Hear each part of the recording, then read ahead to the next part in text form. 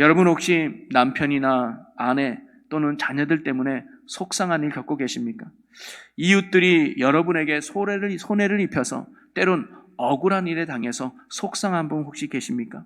주님은 오늘 그런 상황에 놓인 우리에게 뭐라고 말씀하시느냐? 얘들아, 이것까지 참아야 된다. 이것까지 인내해야 된다라고 오늘 우리에게 말씀하시는 겁니다. 지난 한 주간도 여러분 하나님의 은혜 가운데 또 복되고 건강하게 잘 지내시고 오늘도 거룩한 주님의 날을 맞아서 여러분 또 예배를 사모하고 또 주실 은혜를 기대하며 무엇보다 우리 주님을 사랑하는 마음으로 이 복되고 귀한 예배 자리에 나오신 여러분 한 분 한 분을 주의 이름으로 환영하고 축복합니다. 사실 요즘 시기가 주일날 놀러 가기 딱 좋은 시기 아닙니까?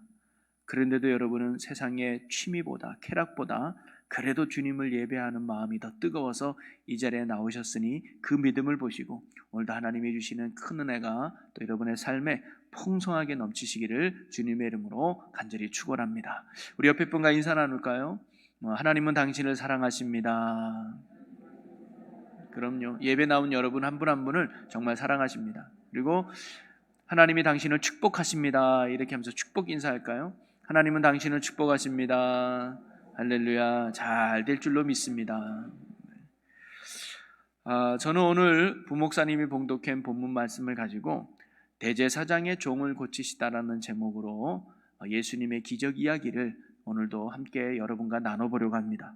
오늘 기적은 예수님께서 잡히시던 날 있었던 기적의 이야기인데요. 예수님이 십자가 지시기 전날 겟세마네 동산에 올라가서 간절히 기도하시죠. 그리고는 새벽 해가 뜨기 전날이었습니다. 그 새벽에 예수님을 배신했던 가룟 유다가 대제사장과 백성들이 파송한 무리들을 이끌고 예수님을 잡으러 오죠. 그리고 강제로 예수님을 붙잡으려고 하니까 그때 오늘 말씀을 보니까 예수님의 제자 중 하나가 가지고 있던 칼을 뽑아서 대제사장의 종의 귀를 이렇게 잘라요. 그리고 오늘 말씀은 아니지만 병행 구절이 있는 누가복음 22장 51절에 보면 이렇게 말씀했는데요. 예수께서 일러 이르시되 이것까지 참으라 하시고 그 귀를 만져 낫게 하시더라 라고 기록하고 있습니다.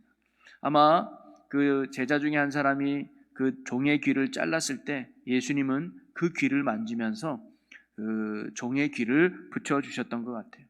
또 요한복음에 보면 오늘 이 사건을 기록하면서 예수님의 그 제자가 누구인지 알려주는데 베드로라고 알려주고 그 다음에 그 제사장의 종의 이름은 말고라고 친절하게 이름까지 알려줍니다. 정리하면 예수님이 붙잡히시는 그날 예수님의 제자인 베드로가 예수님을 붙잡으려고 했던 말고라고 하는 대제사장의 종을 뱉다는 거예요. 그리고는 예수님은 오히려 그 말고의 길을 고쳐주는 그 기적의 이야기가 오늘 본문에 나오는 사건이죠. 예수님의 치유의 사역은 성경에 참 많이 등장합니다. 그죠? 예수님의 3대 사역 중에 하나가 병자를 고치는 거 아니었습니까? 그런데 오늘 예수님의 치유의 기적은 다른 치유의 기적과는 좀 더 다른 부분이 있습니다. 그게 뭐냐면 예수님의 첫 번째 외과적인 수술 기적이죠. 이게 전에는 그냥 피부병이라든가 뭐 봉사라든가 또는 뭐 걷지 못하는 이런 사람들인데 오늘은 잘라졌던 귀를 붙이는 아주 어떻게 보면 수술로 따지면 외과 수술 같은 그런 기적을 예수님이 처음으로 행하셨고요. 더 큰 차이는 뭐냐면 고침받는 자의 믿음과는 전혀 상관없이 일반적인 예수님의 기적이고 치유였다고 하는 사실입니다. 사실 예수님이 공생의 기간 동안 많은 병자를 고칠 때 공통점은 뭐냐면 그들의 믿음을 보고 고쳐주셨습니다. 그런데 오늘은 전혀 믿음이 아니에요. 오히려 예수님을 대적하고 예수님을 붙잡으려고 했던 그런 말고의 귀를 예수님께서 고쳐주신 거 아니겠습니까? 자, 그렇다면 오늘 예수님께서 보여주신 이 기적을 통해서 주님은 우리에게 무엇을 가르쳐주고 싶었을까요? 제가 늘 얘기하지만 예수님의 말 한마디, 예수님의 행동 하나하나는 무의미한 게 없습니다. 모든 것이 의미가 있고 영적 교훈이 담겨져 있죠. 그럼 오늘 예수님을 붙잡으려고 했던 그 말고의 귀를 예수님께서 치료해 주신 이 기적을 통해서 예수님은 오늘 우리에게 무엇을 가르쳐주고 싶었을까요? 자, 예수님은 대제사장의 종인 이 말고의 귀를 고치시면서 이런 말씀을 하셨어요. 마태복음 오늘 26장 52절에 보니까 이에 예수께서 이르시되 내 칼을 도로 칼집에 꽂으라. 칼을 가지는 자는 다 칼로 망하느니라. 예수님께서 말고의 길을 고치시면서 베드로에게 말하기를 칼을 사용하는 자는 칼로 망한다라는 말씀을 하신 거예요. 그래서요, 오늘 이 본문 말씀에 큰 감동을 받은 한 사람이 있습니다. 그게 누구냐? 바로 인도의 독립운동가였던 마하트마 간디가 바로 그 사람이에요. 그 간디는요, 오늘 본문에 나오는 성경의 말씀을 근거로 해서 어떠한 폭력도 배제하고 오로지 사랑과 진리로만 민족을 위해 싸우는 비폭력 그리고 무저항 운동을 전개했던 사람이 바로 간디였거든요. 자, 그런데 오늘 예수님이 행하신 이 기적에는 단순히 폭력은 안 된다, 칼을 사용하면 안 된다라는 소극적인 태도만 가르쳐 준 것이 아닙니다. 물론 우리 폭력을 사용하면 안 되겠죠. 그러나 예수님의 가르침은 거기에서만 끝나는 것이 아니라 더 나아가서 예수를 믿고 따르는 제자들이 어떠한 삶을 살아가야 하는지를 가르쳐주는 삶의 교훈이 담긴 기적이 바로 오늘 기적이었다는 것이죠. 그래서 어떤 목사님은 오늘 기적을 인격의 기적이라고 표현을 해요. 그래서 저도 오늘 그 표현을 좀 빌려서 오늘 소제목을 인격의 기적이라고 한번 정해봤습니다. 이건 뭐냐면 예수를 믿고 따르는 우리는 어떠한 삶을 추구하며 살아야 되는 거예요. 예수를 나의 구주로 영접하고 하나님을 나의 왕으로 섬기는 하나님 나라 백성인 우리는 어떠한 삶의 변화 속에 살아가야 하는가, 그러한 가르침을 오늘 예수님은 말고의 귀를 치유하면서 우리에게 가르쳐 주셨다는 사실입니다.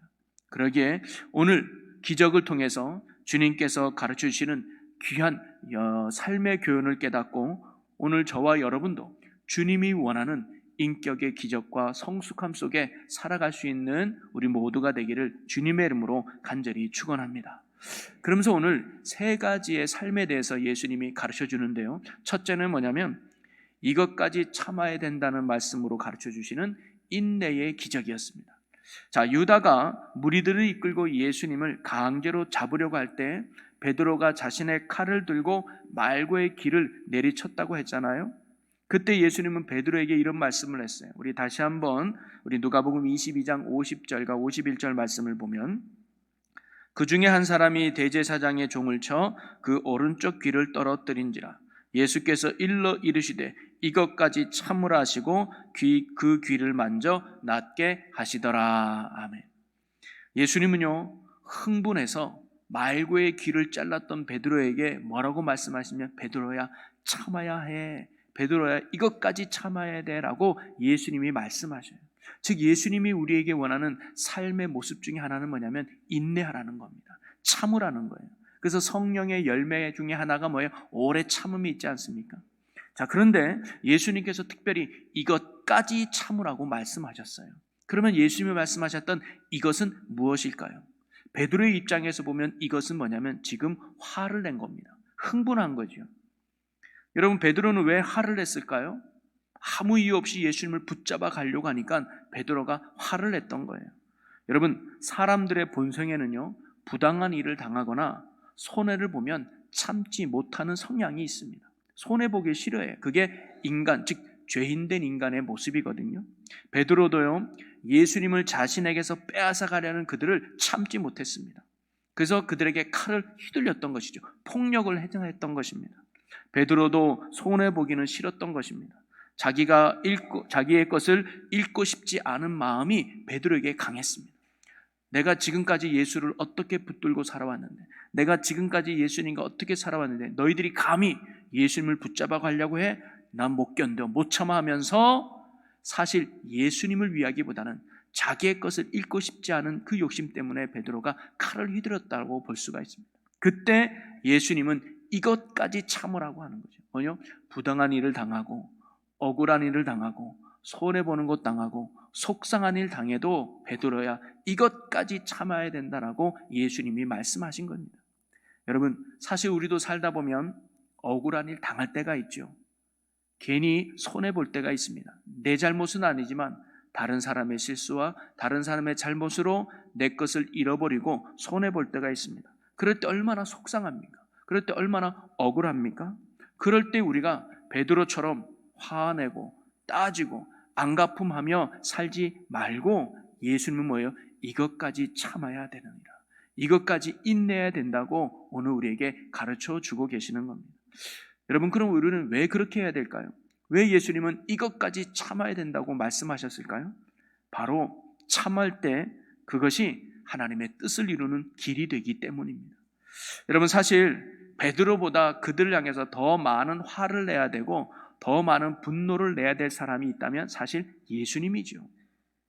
공생의 3년 동안 수많은 병자를 고치고 또 많은 사람들을 위로하며 천국의 소망을 두며 천국의 기쁨을 선물했던 사람이 바로 예수님 아니었겠습니까? 그러면 오히려 예수님께 감사패, 공로패 줘도 부족할 판에 오히려 칼과 뭉치를 가지고 와서 예수님을 강제로 붙들려고 하는 그들을 예수님이 얼마나 속상하고 얼마나 화가 났겠습니까? 예수님만큼 억울하고 예수님만큼 부당한 일을 당하고 예수님만큼 속상한 사람도 아마 없었을 거예요. 그래서 오늘 본문 53절에 보면 이런 표현도 나옵니다. 너는 내가 내 아버지께 구하여 지금 12군단 더 되는 천사를 보내시게 할 수 없는 줄로 아느냐라고 하시면서 예수님은 당장이라도 그 상황을 벗어날 수 있다는 거예요.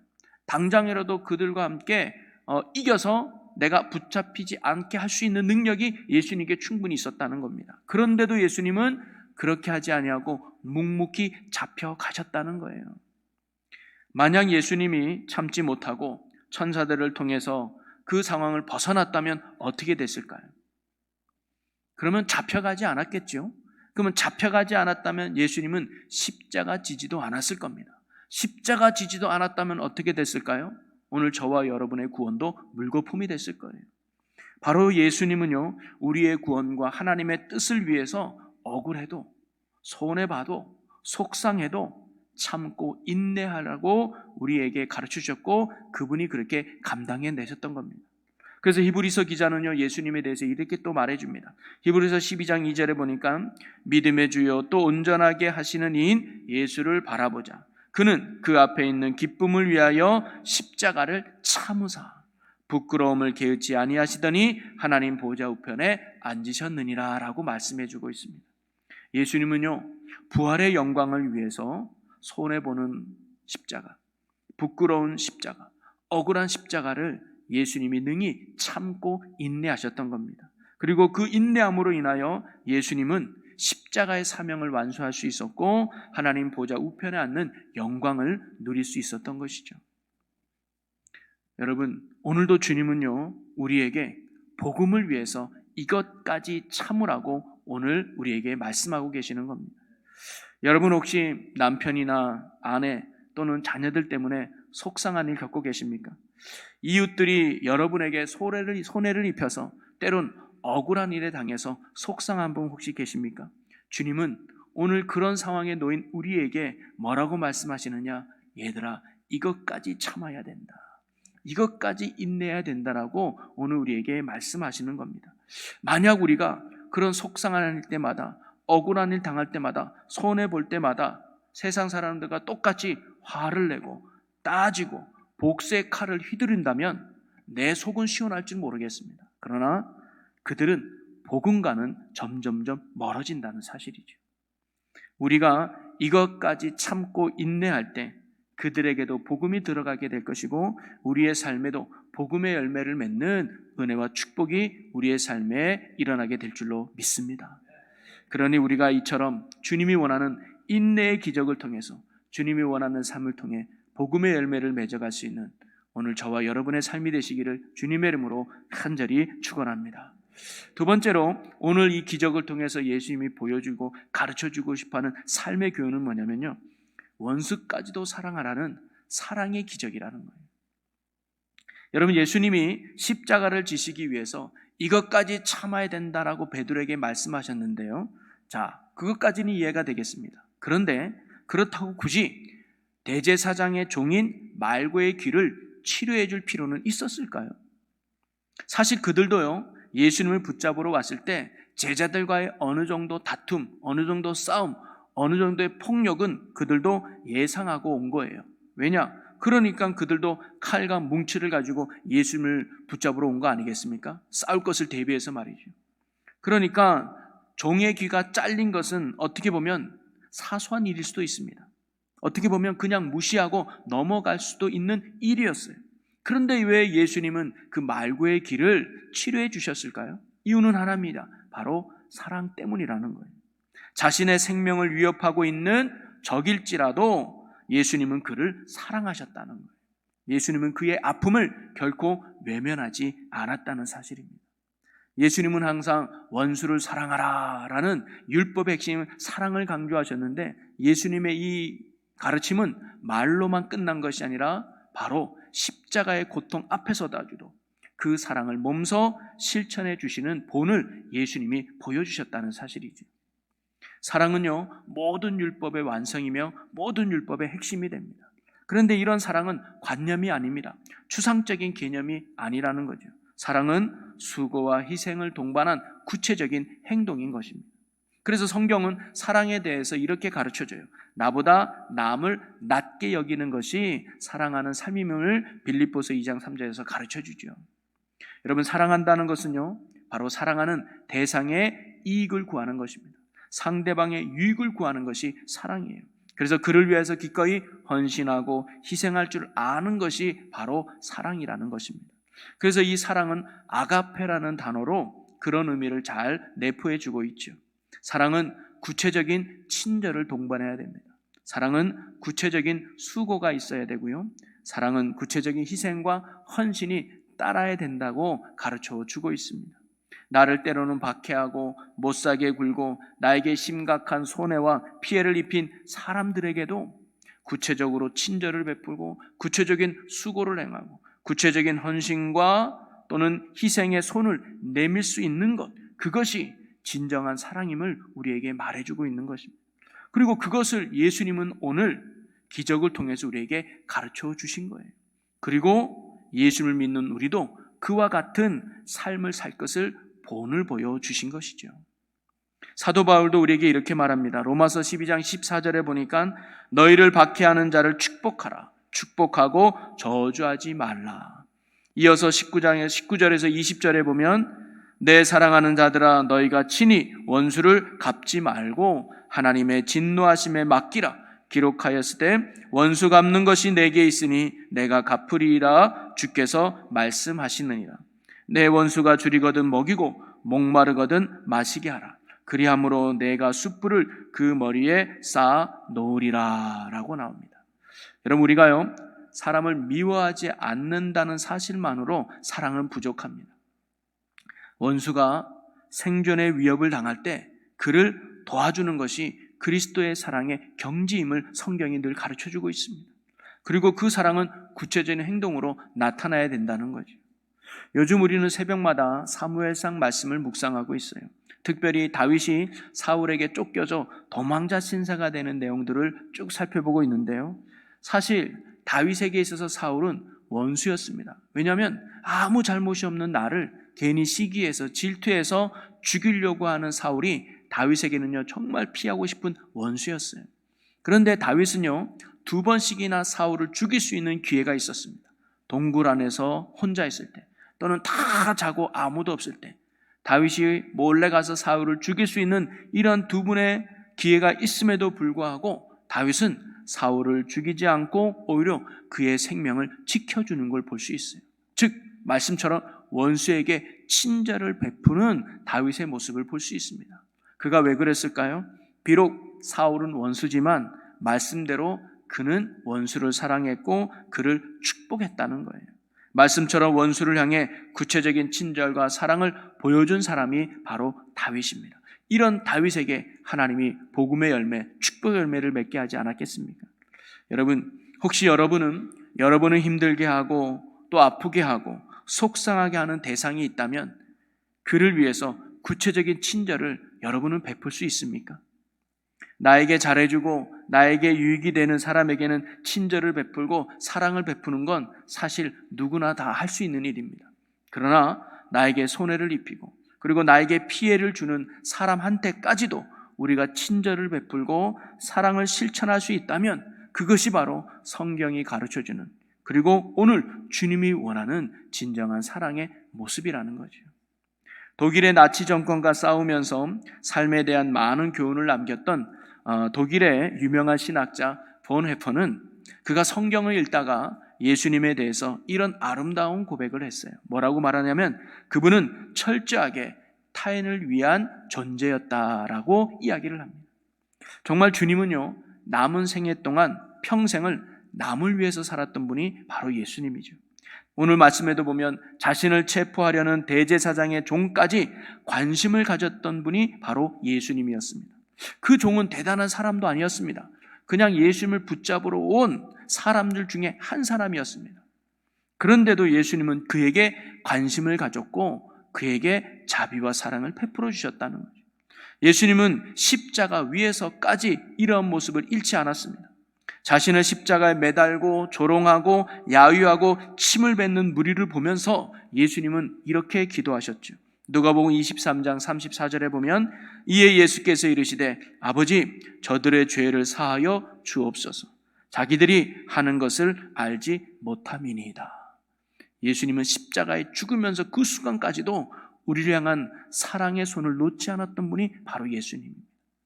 그리고 이러한 사랑의 모습을 보고 결국 그 모든 십자가의 진행을 총괄했던 백부장이 예수님이 운명하신 후에 그가 이런 고백을 남깁니다. 마가복음 15장 39절에 보면 예수를 향하여 섰던 백부장이 그렇게 숨지심을 보고 이르되 이 사람은 진실로 하나님의 아들이었도다 하더라. 사람은 죽음 앞에 당연히 자기의 목숨을 구걸하는 게 인간의 본성인데 저 사람은 자기를 죽이는 그 사람들 앞에서도 오히려 그들을 위한 사랑의 손을 놓치지 않는 그분을 보고 백부장이 뭐예요? 감동 먹은 거죠. 그러면서 그분이 진정 하나님의 아들이었도다라는 신앙 고백을 하게 됩니다. 바로 예수님은 죽는 순간까지 우리를 향한 그 사랑의 손길을 잃지 않은 모습을 보여주었던 거죠. 예수님은 오늘 우리에게 이러한 사랑의 기적을 보여주면서 오늘 예수 믿고 예수를 따르는 우리들도 예수님을 닮아서 이러한 사랑의 기적의 삶을 행하기를 오늘 주님이 우리에게 원하시는 것입니다. 그런데 여러분 정말 원수를 사랑하십니까? 어느 여집사님이 부흥회를 마치고 집에 가서 남편한테 너무 잘해주는 거예요. 남편도 너무 놀랍니다. 아니 하루아침에 이렇게 부인이 달라질 수 있을까? 그래서 너무 궁금해서 여보, 아니 도대체 부흥회 때 무슨 말씀을 들었길래 이렇게 달라졌어? 그랬더니 부인이 뭐라는지 아시죠? 네, 원수를 사랑하라고 했어. 여러분 사실 원수를 사랑하라는 말은 우리가 끊임없이 들었지만 그게 생각처럼 됩니까? 머리는 되는데 입은 벌써 욕이 나오고 손은 올라가고 그게 솔직히 우리의 본심과 마음 아닙니까? 여기 있는 저도 오늘 여러분에게 이 말씀을 붙들고 사랑합시다, 원수를 사랑해야 됩니다고 말하지만 저도 그런 삶에 사실 자신 없어요. 당당하게 말할 수 없습니다. 우리의 연약함을 아셨어요. 원수까지 사랑하라는 이 말씀을 참으로 지키기 힘든 말씀인 것 같습니다. 자, 그런데 예수님은 우리가 지킬 수 없는 말씀을 명령하셨을까요? 아니에요. 그래서 주님은 우리에게 또 다른 보혜사 성령님을 우리에게 선물로 보내주신 줄로 믿으시기를 바랍니다. 이건 뭐냐면 우리의 힘으로는 결코 사랑할 수 없어요. 용서받은 죄인일 뿐이에요. 우리 자체가 성화가 돼서 우리 자체가 달라지는 게 아닙니다. 내 안에 계시는 예수님, 내 안에 계시는 성령의 능력으로, 성령의 힘으로 우리가 용서할 수 있고 우리가 구체적인 사랑의 삶을 살 수 있게 되는 줄로 믿으시기를 바랍니다. 내 힘으로는 사랑할 수 없지만, 내 힘으로는 용서할 수 없지만, 내 힘으로는 원수 같은 그에게 친절을 베풀 수 없지만 내 안에 계시는 예수님의 사랑으로, 내 안에 계시는 성령의 능력으로 우리는 그러한 사랑의 삶을 살 수 있게 되는 줄로 믿으시기를 바랍니다. 그래서 우리도 날마다 주님의 이러한 사랑을 힘입어서 성령의 도우심 속에 사랑의 기적을 행하며 살아갈 수 있는 저와 여러분 되시기를 주님의 이름으로 간절히 축원합니다. 그리고 마지막 세 번째로 오늘 기적을 통해서 예수님이 가르쳐주고자 하시는 인격의 삶은 뭐냐면 우리가요 주님의 뜻을 따르는 순종의 기적을 원하신다는 거예요. 자, 예수님께서 자신을 잡으러 오는 사람들에게 아무런 반항을 하지 않고 순순히 잡혀가신 이유는 어디에 있었을까요? 다시 한번 오늘 본문 53절을 보면 너는 내가 내 아버지께 구하여 지금 12군단 더 되는 천사를 보내시게 할 수 없는 줄로 아느냐라고 말하죠. 여러분, 한 군단은요, 적으면 3,000명에서 많으면 6,000명까지의 군인으로 모진 집단을 한 군단이라고 말합니다. 그러니까 12군단은 어마어마한 군인이죠. 즉 예수님께서 살려고 한다면 얼마든지 살 수 있다는 말씀이에요. 예수님께서 자신을 잡으려고 하는 사람들로부터 벗어나려고 마음만 먹으면 얼마든지 벗어날 수 있다는 것을 예수님이 말씀하신 거거든요. 그런데 예수님은 그렇게 하지 않는다는 거예요. 그러면서 일부러 잡혀가신다고 하신 것입니다. 일부러 죽음의 길, 십자가 길을 예수님이 걷겠다고 하신 거예요. 그 이유가 뭔가? 다음 절에 예수님이 이렇게 말씀하십니다. 54절을 우리 다 같이 읽어봅니다. 내가 만일 그렇게 하면 이런 일이 있으리라 한 성경이 어떻게 이루어지겠느냐 하시더라. 아멘. 바로 예수님께서 순순히 저항하지 않고 잡혀가신 이유는 하나예요. 아버지의 뜻을 이루기 위해서입니다. 십자가는 하나님의 계획하심이었고 하나님이 원하는 것이었습니다. 예수님은 이런 하나님의 계획을 이루고 그 뜻을 이루기 위해 자신의 힘을 숨기고 그들에게 순순히 잡혀가셨던 거예요. 여러분, 현대 사회를 지배하는 아주 중요한 시대 정신 중에 하나가 뭐냐면 어떻게 하면 내 힘과 내 능력을 사람들에게 과시하느냐, 이게 중요한 이슈예요. 그래서 그 힘을 과시하기 위해서 더 큰 집에 사고 싶어하고 더 좋은 차를 타고 싶어하고 그리고 더 좋은 메이커 옷이라든가 가방을 들고 싶어서, 그래서 내가 얼마나 힘 있는 존재인가를 과시하고 싶은 게 오늘 현대사회 사람들의 모습이라는 거예요. 예수님께서도요, 자신을 잡으러 온 사람들에게 하늘의 천사들을 통해서 그들을 멸하고 불을 내려서 그들을 다 없애버린다면 이것이 얼마나 멋진 하나님의 아들로서의 힘을 과시하는 모습입니까? 그들에게 말할 수 있을 거예요. 네가 감히, 너희들 봤지? 내가 얼마나 힘 있는 존재인지, 내가 얼마나 위대한 존재인지 이제야 너희들 깨닫겠어 하면서 예수님도 얼마든지 그 힘을 과시할 수 있었을 겁니다. 그러나 주님은 이러한 상황 속에서 내가 어떻게 하나님의 아들이라는 것을 이들에게 증명하며 저들을 혼낼까를 고민하신 것이 아니라 이런 상황 속에서 내가 어떻게 하나님의 뜻에 순종할까를 고민했던 분이 바로 예수님이었다는 거예요.